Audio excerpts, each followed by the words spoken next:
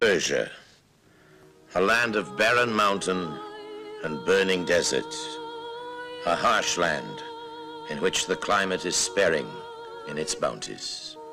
An ancient land, which is the meeting point between East and West, between Russia and India, between Arabia and the Caspian Sea. Iranians call it Iran. Their soft and musical language, Persian.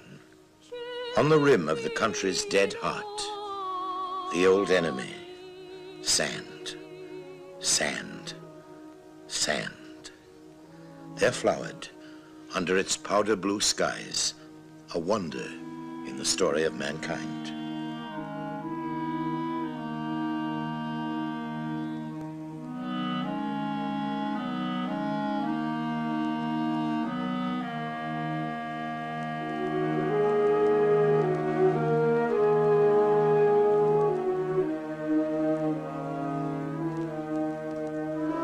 Beautiful women, in a land blessed to this day with beautiful women, inspired the miniature painter's brushes. Women with silvery voices and melting eyes. Eyes like the eyes of the gazelle, which leaps over the tarnished gold of the mountainsides. Over the centuries grew palaces and mosques, which still dazzle the eye.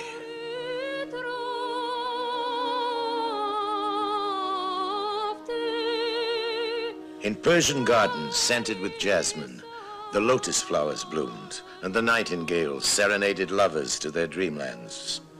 Persia was the inspiration of Omar Khayyam and the 1001 Nights.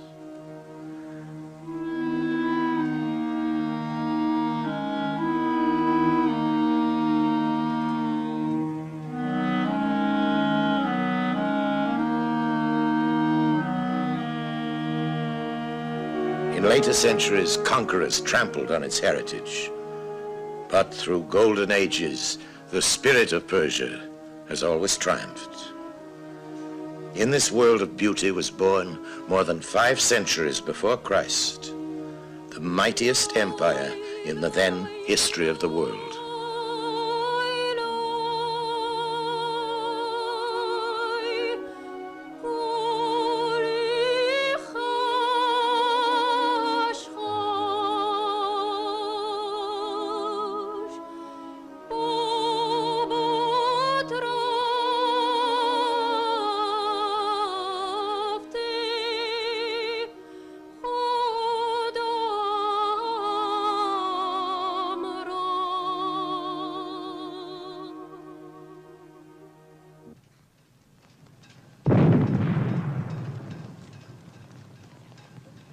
The first capital was here, in Pasargad.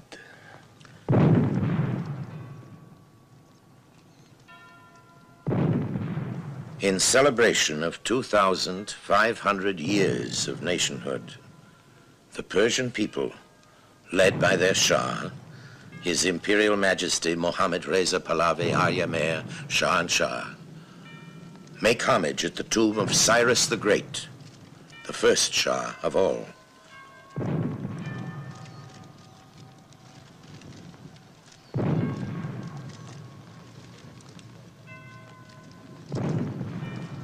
Cyrus, King of Kings, champion, long before Magna Carta, of human rights and liberties. Cyrus, the Lord's anointed of the prophet Isaiah in the Old Testament. Cyrus, the founder of Persian culture and the father of Iran, the land, 5 times the size of Great Britain, which this Shah rules today. In solemnly dedicating himself to the memory of his predecessor, the Shah was keeping a promise he had made 10 years earlier. As he left the tomb to join his empress and his 10-year-old son, the crown prince, he was filled with a sense of occasion. It had fallen to him, after a twilight in his nation's long history, to remind the world and his own people of Persian pride.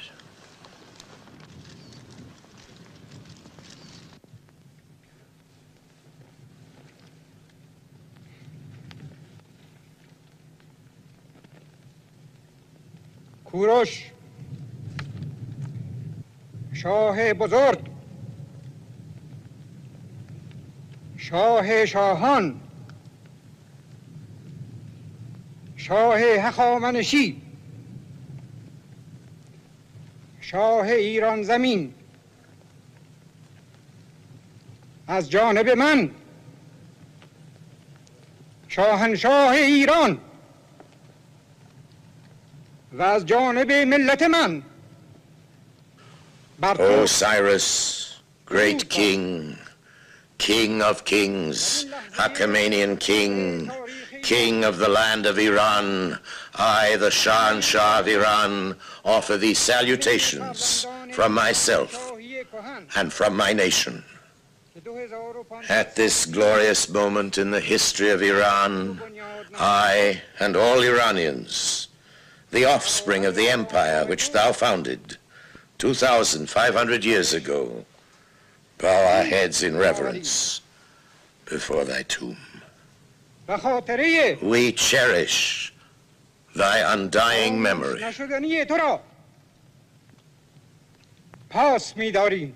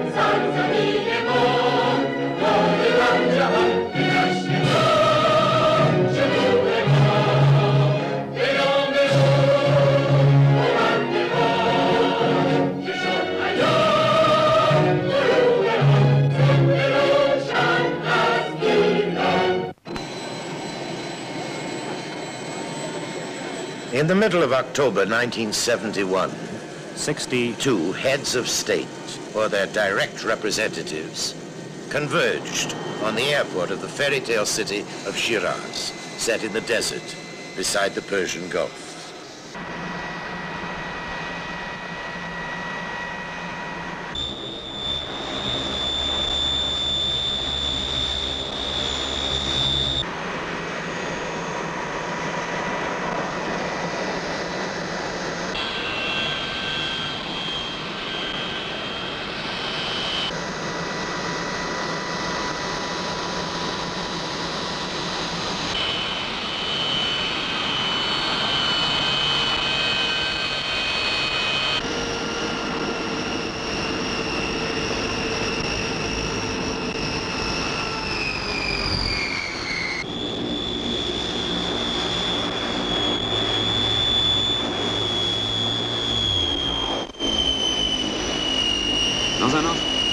In a patchwork of color, in a whirl of salutes, bows and curtsies, familiar faces in the world scene stepped out of their aircraft over red carpets fringed with guards of honor into the welcoming Persian sunlight.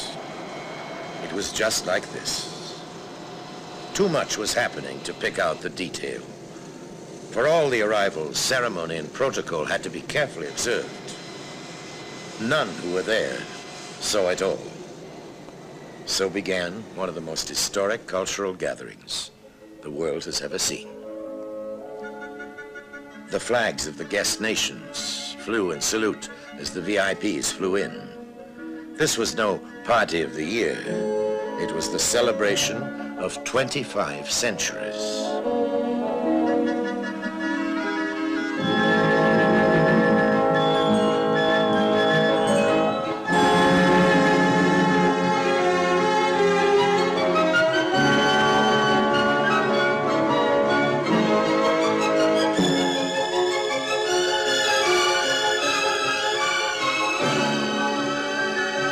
Throughout the day, escorted cars drove out through Shiraz into the desert towards the ruined palace of the great kings of antiquity, the historic birthplace of the Persian Empire. The guests were traveling to a reception without precedent, even in the days of Cyrus the Great.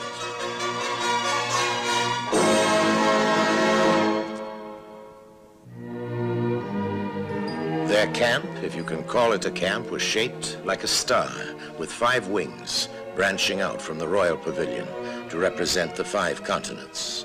Each head of state had an apartment with a sitting room, 2 bedrooms and 2 bathrooms and a service room with an electric stove and ironing board for their entourage.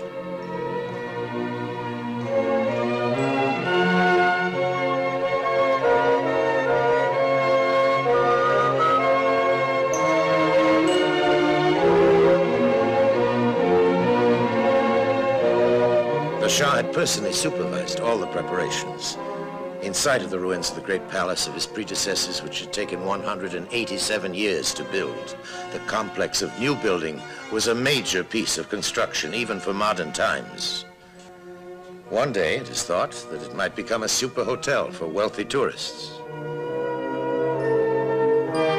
The great hand weavers of Persian carpets had been using their uncanny skill to make portraits in silk of each of the distinguished guests. The portraits were to be hung in their sitting rooms. As the famous men and women matched their pictures with their presents, they were given an excited greeting. Persia was in gala mood.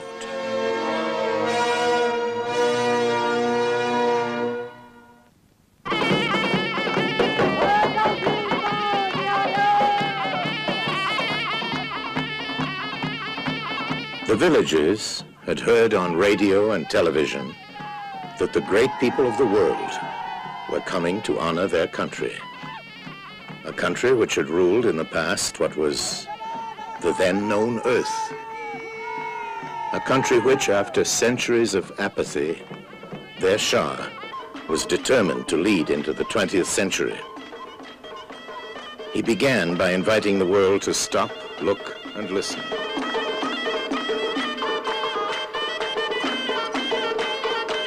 The modern world had half forgotten Persia's place on the map. The best beginning for the future was to sound the trumpets and recall the Persian people to the glories of their own past. What happened was assuredly unforgettable.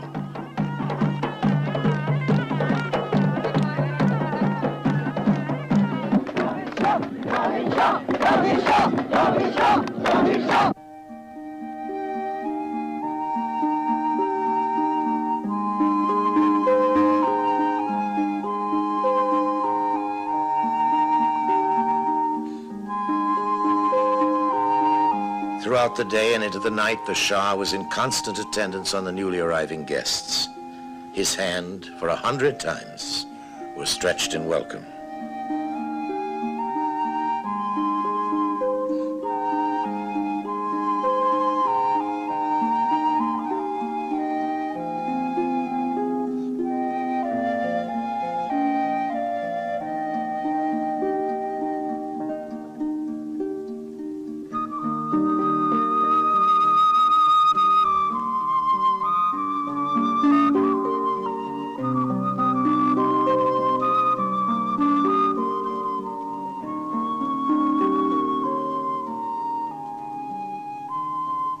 Looking at these scenes, a poker player might well reflect that here is that rare hand in cards, which is called a royal flush.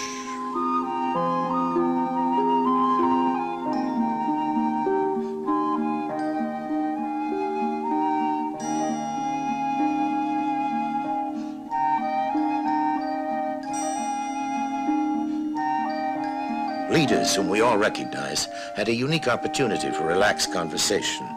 Well, perhaps not now with the TV cameras looking on, but others were talking elsewhere. An international congress of 250 scholars were already in session at Shiraz.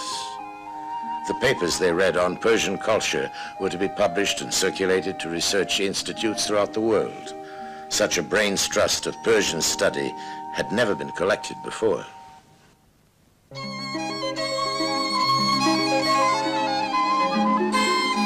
In Shiraz, where there is a garden appropriately named Garden of Paradise, the lights twinkled like diamonds, like the bubbles in a glass of champagne.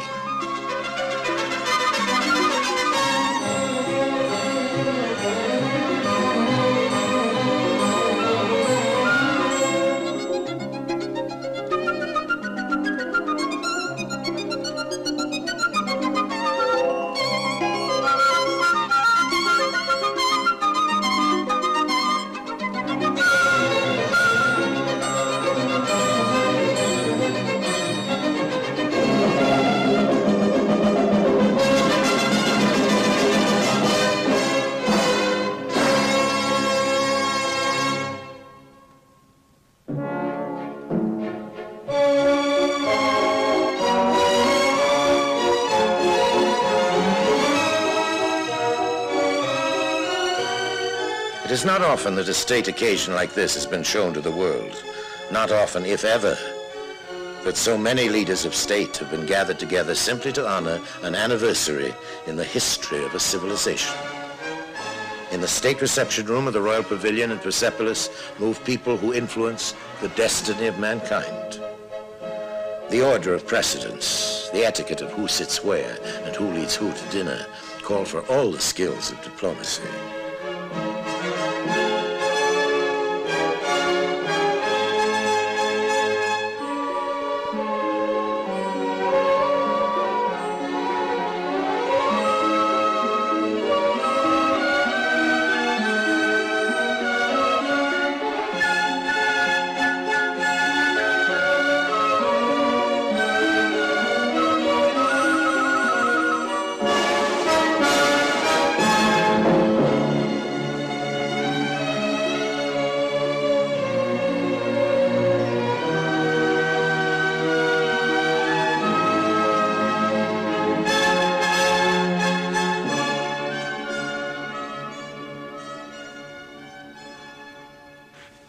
Your Majesties, honorable presidents of republics, highnesses, eminences, excellencies, ladies and gentlemen, the Shah was proposing the toast of his guests. Look at some of them. In our gathering this evening, past history is linked with the realities of today. Such a bond of past and present, achieved by understanding and friendship, is surely an omen of good. بدین جهت بود که موضوع این دعوت را شایسته آن می‌دانستیم که شما رنج این سفر را بر خود هموار کنید. On the following evening, the guests moved out into the star-spangled Persian night toward Persepolis, the ruined palace of Cyrus's successor, Darius, and his son Xerxes. Alexander the Great, the conqueror who reduced it to a shell, is said to have needed 10,000 mules and 6,000 camels to remove the treasures which were housed in the precincts. The climax for the royal guests was a saint-lumière among the great stones where it all happened. From the tomb in the mountainside overlooking the palace where he ruled 500 years before Christ, the voice of Darius the Great speaks again. Open! Open the gates guarded by winged bulls with human heads.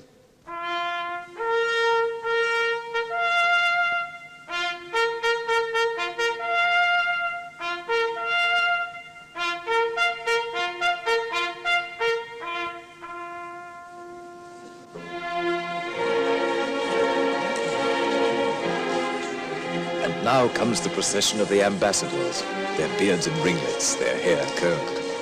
A long procession towards the stairways of stone and black marble, guarded by the lancers of our royal guard, the 10,000 immortals. The long train of the horsemen from the steppes and the Arab camel drivers moving toward the tall forest of stone columns that reach to the sky in a gesture of prayer. The Ionians and the Aeolians, living on land and sea, bring you their rams and amber chalices.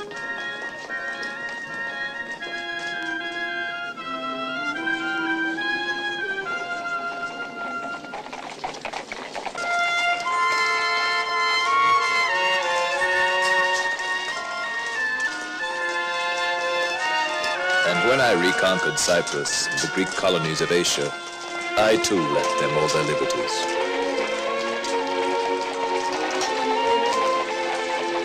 Ahura Mazda has deigned, through the words of my mouth, to allow his image to cohabit with those of the Greek gods on coins.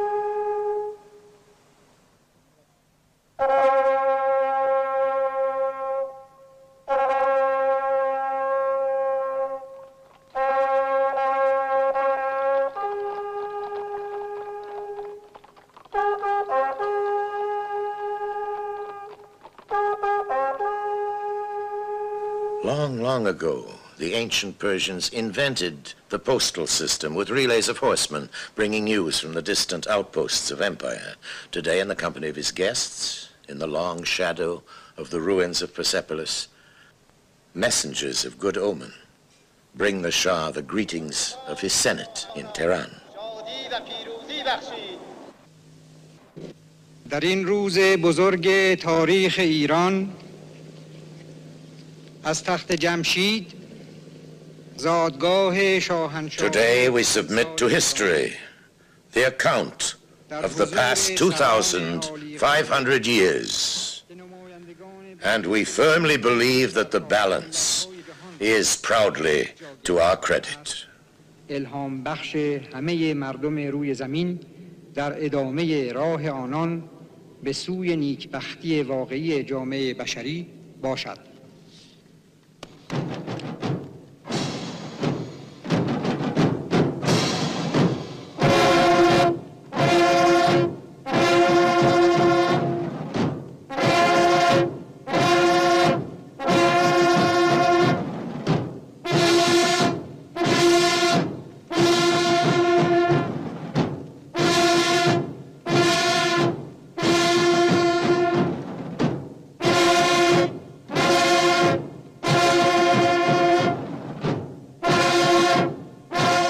Persia is on parade, a parade of the great warriors of Persian history, led by the prehistoric men in skins who were the first of all.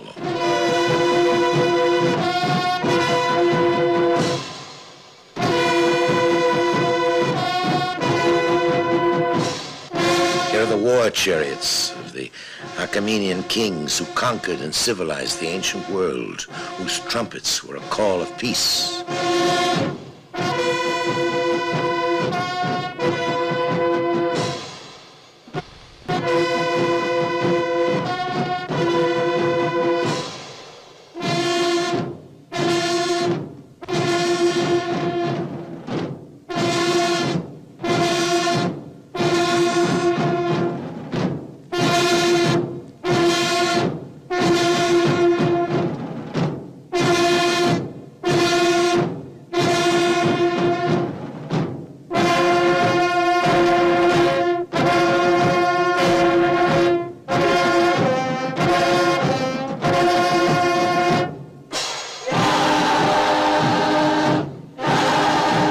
These were the Persian infantry with wicker shields, sons of Cyrus and Darius, who ruled so many peoples, but awarded them all the rights of free men. There were no slaves in the Persian Empire.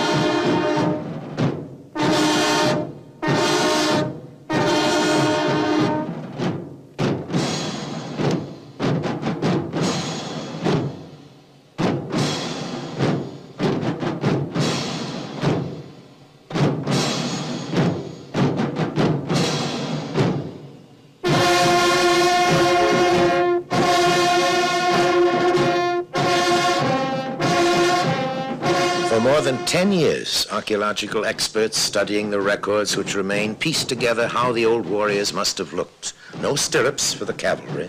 Stirrups were invented centuries later. Every historic detail in this parade, so far as we can know today, is exact.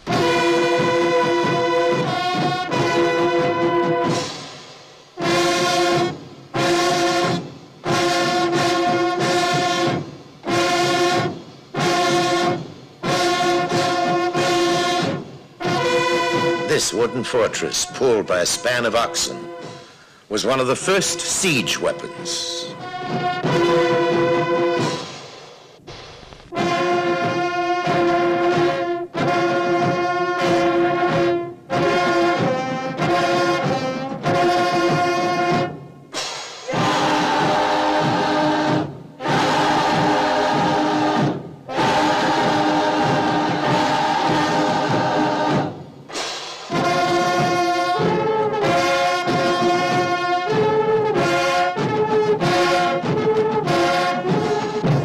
In these frail oared boats, armies whose soldiers and wagon train was said to have stretched 28 miles crossed the Mediterranean. Over the centuries, through dynasties that have spread long before Christ of modern times, Persia has prevailed. Conquerors from the time of Alexander have adopted Persian ways. The spirit of the country has risen again and again. The trumpets have never ceased sounding.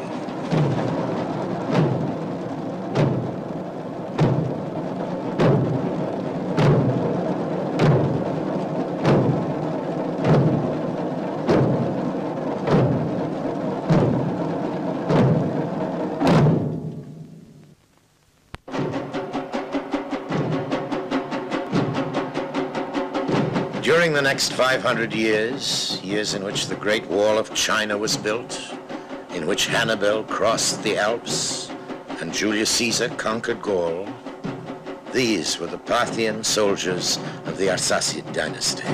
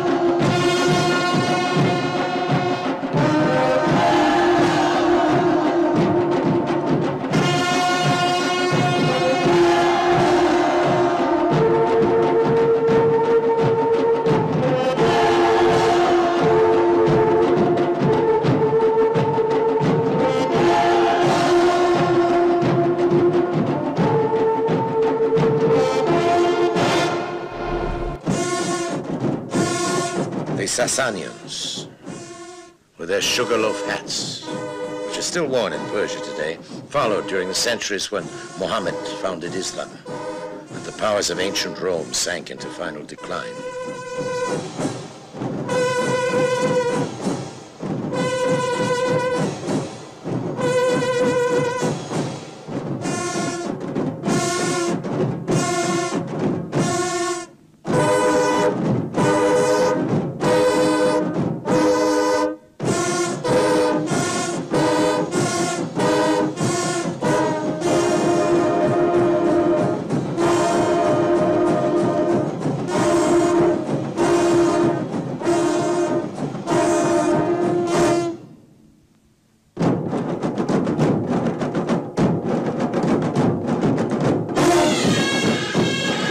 The Safavids ruled Persia in the age when Charlemagne was crowned the Holy Roman Emperor in 800 AD.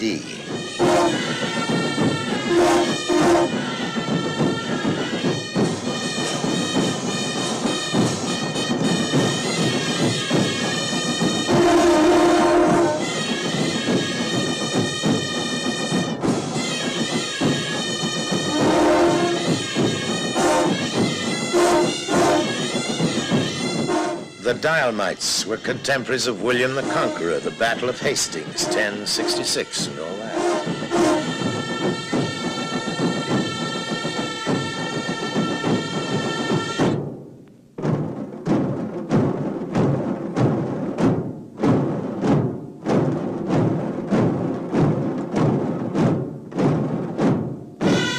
Columbus was discovering America when the Safavids were on the march.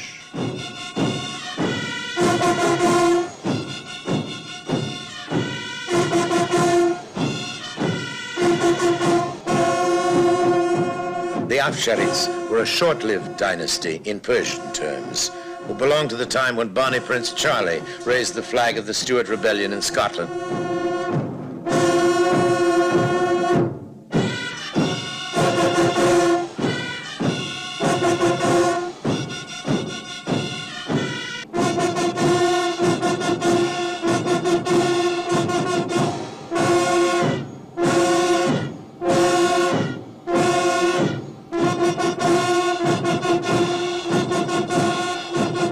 The Afsharids mounted muskets on swivels on their camels.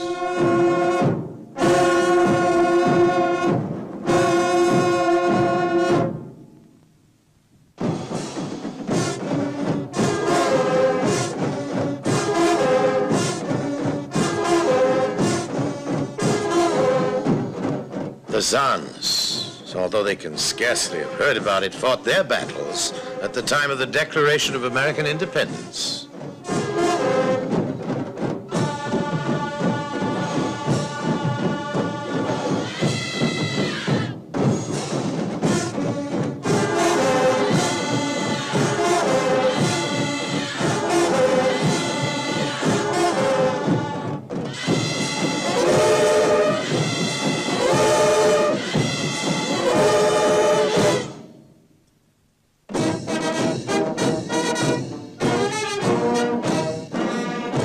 The style of their uniforms shows that the Qajas belonged to the Napoleonic era.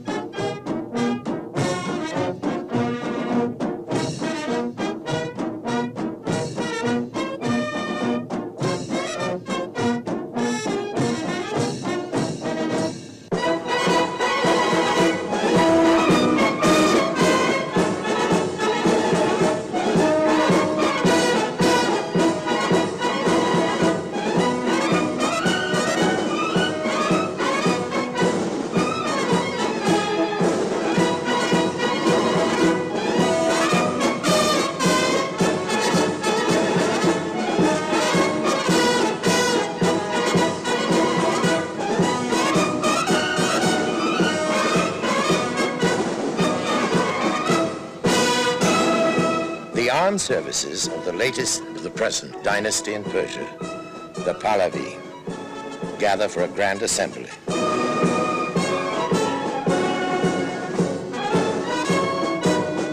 The world is looking on.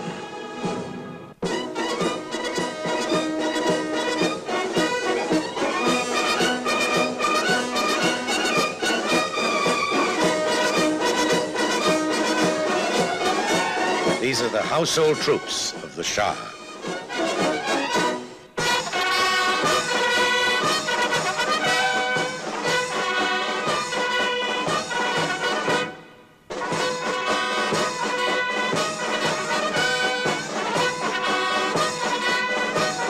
Here is the new army which the Shah has created to develop literacy, health, and international development. A peace army to fight poverty, hunger, and social injustice. A great international cause in which Persia wishes to play her part.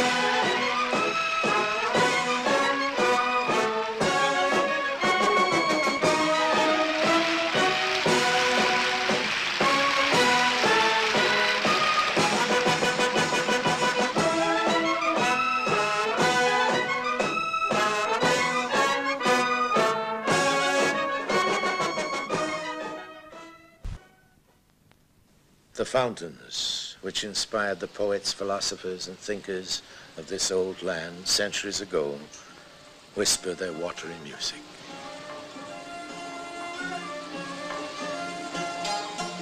As the flags drift in the evening breeze, after the formalities of the state reception, the Shah and his Empress invite his guests to a traditional Persian party.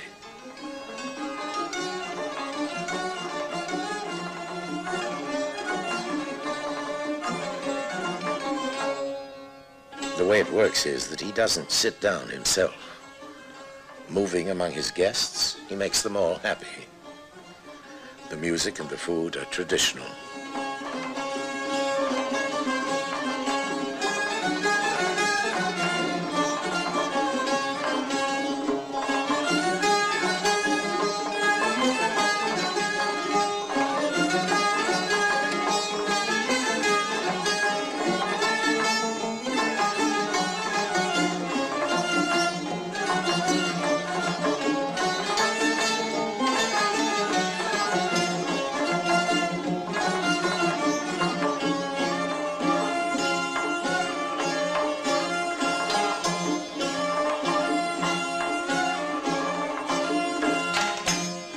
It wouldn't have been complete without the dancing girls.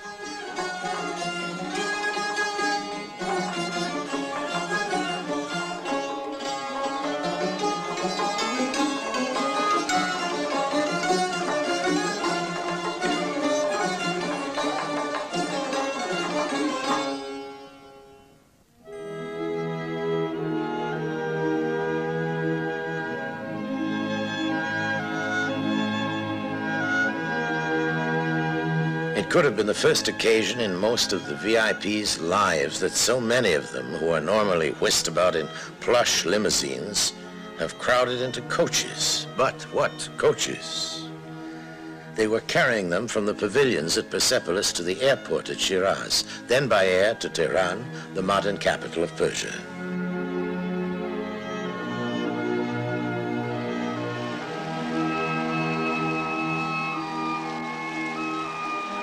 Just in case they were still hungry, confections were served on the way.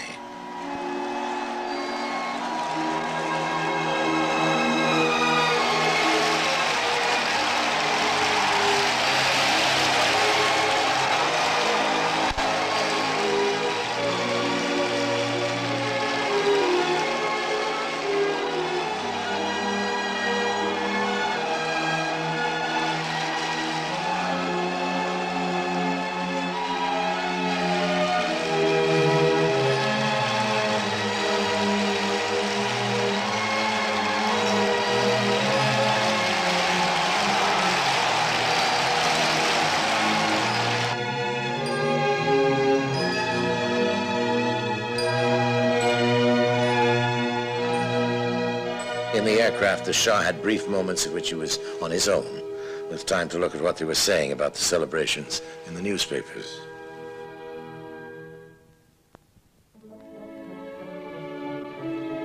From a headquarters in Persepolis, the press was tapping and typing comments to the world.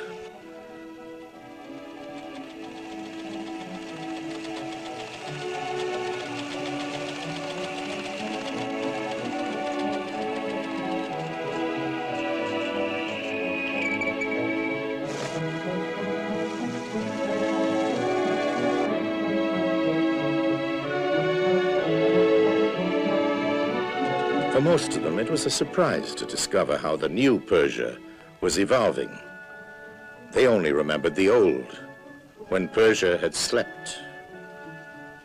The organization of the Great Parade was in itself an eye-opener. The celebrations were the signal that the flame of Persia was burning again.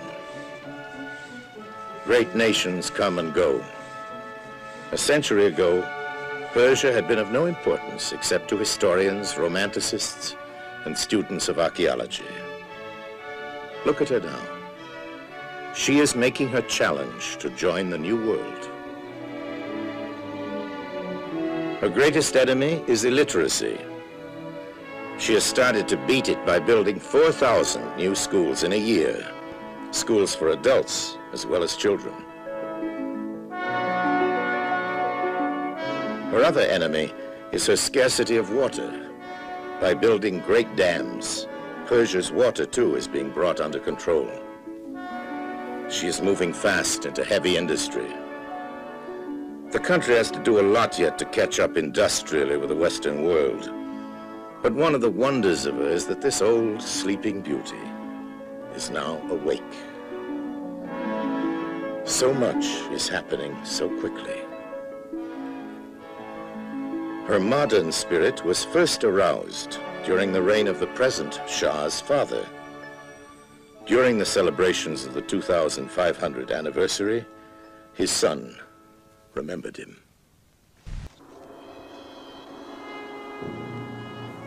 In Tehran, the cavalcade of cars swept towards the mausoleum of Reza Shah the Great. His son wished to do honor to the memory of his father. The ceremony was solemn and short. Most of us would wish to pay our own respects to our own fathers. His own had founded a new dynasty in Persia. The Persian people already call him Reza the Great.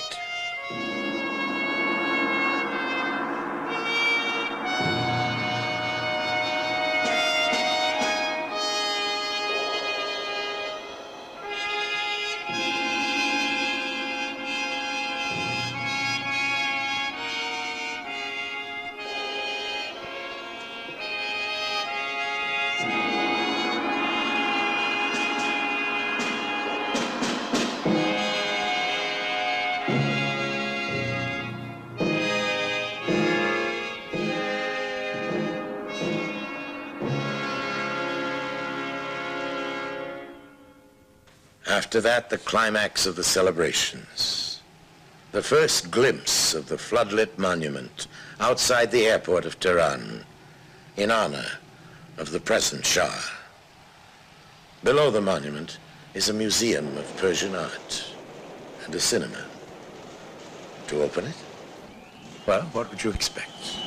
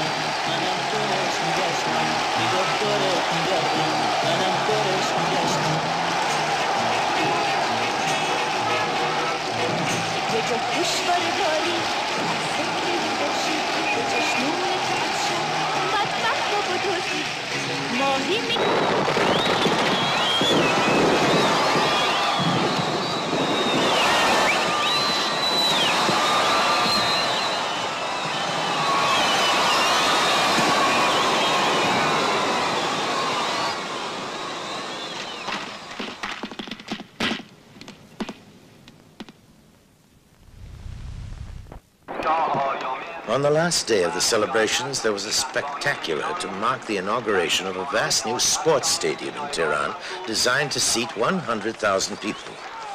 As the Shah arrived, they seemed to be all there.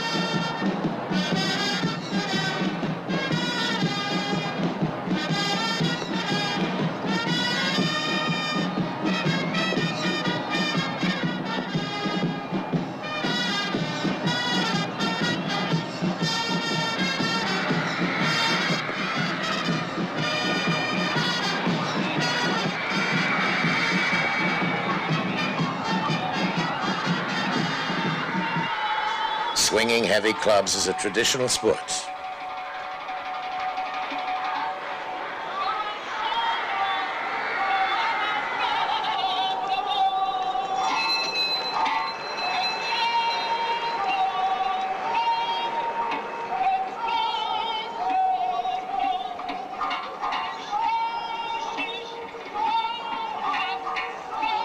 The strong men of Persia pride themselves on their muscular development.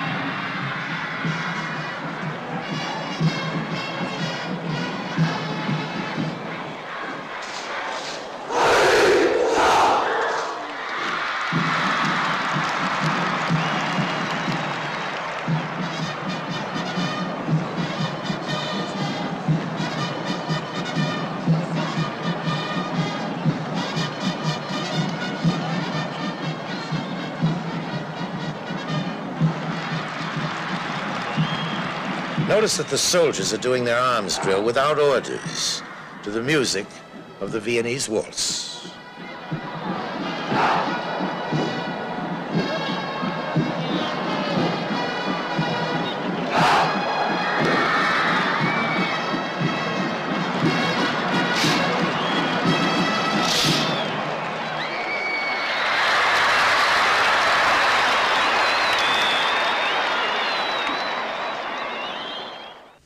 Towards the end of the celebrations, the Shah heard an address from the religious representatives of the world, a confirmation that religious tolerance should be extended to all men.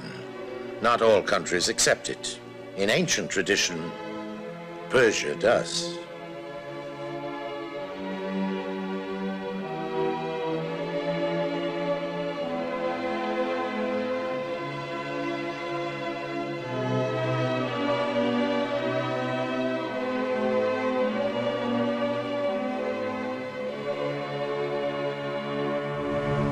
As the VIPs said their goodbyes, they left behind them, each in their own language and over their own famous names, a message of goodwill. In our world, we might call them bread and butter letters. In Persia's world, they remember the words of their great poet and thinker, Sadi, who 700 years ago wrote, "If ambitious of a great name, make a practice of munificence, for the crop will not shoot till thou shalt sow the seed."